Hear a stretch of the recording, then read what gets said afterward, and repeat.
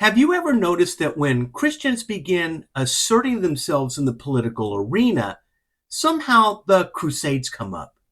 It's used as a tool to tell Christians to sit down and be quiet. After all, you're not so innocent in your history. But is that the real story? Is that really what happened in the Crusades? I mean, has anybody ever stopped to ask or think what really occurred there and why were the Crusades necessary? And is it something that Christians should even look at and say, you know what? Those people at that moment in time, while barbaric, that's just the nature of war, it was the right thing to do. Let's dive into it and let's talk about it. After 9/11, we were reminded by President Clinton and even later on by President Obama that the Crusades, in and of themselves, were horrific events that Christians ought to be very careful about what they do and what they say. And, well, you get the point, right? Here's the reality of the Crusades. It didn't happen in a vacuum. And a matter of fact, prior to the Crusades, for several hundred years, the Muslims had been invading a lot of Christian territory, especially in the East. The Eastern Church in particular was completely ransacked. Constantinople was taken hostage, and well, we know Constantinople is no longer Constantinople. Today it's Istanbul. And I'd like us to think about for just a minute, if it wasn't for the Crusades, most of Europe would no longer be under the guise of Christianity for a number of centuries, and the world we live in today would look very different and very barbaric. It might even look more like Afghanistan and Iran or Iraq than, say, the more civilized Muslim countries of the Emirates or Kuwait, for example. So the Crusades, why did they happen? Well, the Crusades happened because, just imagine for a moment, we have this going on in America right now where we see in the news these Venezuelan gangs are taking over entire apartment complexes. They're doing it with guns. They're ransacking citizens' homes, and they're left defenseless to do much about it. And until recently, even in Denver, the police said they weren't going to get involved. But here's the thing.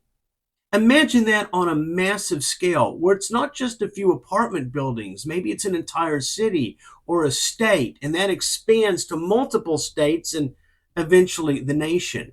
Would we sit by idly and watch it happen? Would we as citizens allow our country to be taken over by a hostile invading force? Well, this is what the West is perceiving as happening leading up to the Crusades. By the time that the Pope had called for the Crusades, 2/3 of the Christian world were already taken over by the Muslims. And so the response from the church, which, at that time, the Catholic Church was the church of the West. It was the mechanism, it was the governmental tool that decided it was time to correct the matter and to come out of a defense mode and into an offensive one. And the Crusades, 3 waves of them, were designed to push back the Muslims and prevent them from taking any more territory and essentially protecting the West. Now, without the Crusades, we would have never had the rise of scholasticism, meaning the church actually paid for and instituted and built the university system that we are blessed to have today. Without it, would we have science? Would we have had the Enlightenment? Would we have reason? Would we have the ability for religion and science to finally marry together? Which, by the way, that's also a misnomer. It was the church, again, in the university system that funded and provided for the scholasticism, that provided for the rise of the scientific method. Another story for another day. Maybe that's another lesson that we'll get into. But the point I want to make is simply this. If you don't have the Crusades, you don't have the preservation of Western society. You won't have democracy. We won't have republics like the United States to step in and to be the guardians of freedom and liberty around the world. Now, we can argue whether or not we're falling apart today. That's a discussion for another day. The point is that the Crusades, in and of themselves, were a positive force. Did barbaric things happen? Did horrific things happen because of war? Yes, absolutely they did. Were there a lot of things that we can look back on and say there were things that they should have done differently? Of course there were. But 2020 in hindsight is always a helpful thing in the context of being an armchair quarterback. In the moment, it's a very difficult thing to assess. The bottom line is that the Crusades, in and of themselves, were not an evil thing. Were there evil things that happened? Again, yes.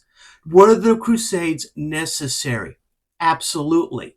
The record has been that if you don't have the Crusades, we don't have modern civilization. We don't have modern education. We don't have the lifestyle and the things that we enjoy if it wasn't for the Crusades. Those were pivotal moments in time that were necessary for the protection and the preservation of Western society. So I just want you to think about it for just a moment. If you've never studied the Crusades, if you don't understand the moment and the context and the time in which they lived, then are we doing a disservice by calling out Christians for wanting to stand in the arena of politics, for wanting to stand in the arena to talk about truth and to talk about the scriptures and to talk about morality and to talk about ethics? Or will we allow politicians or those who are anti-Christian to simply tell us to sit down and shut up simply because of something like the Crusades?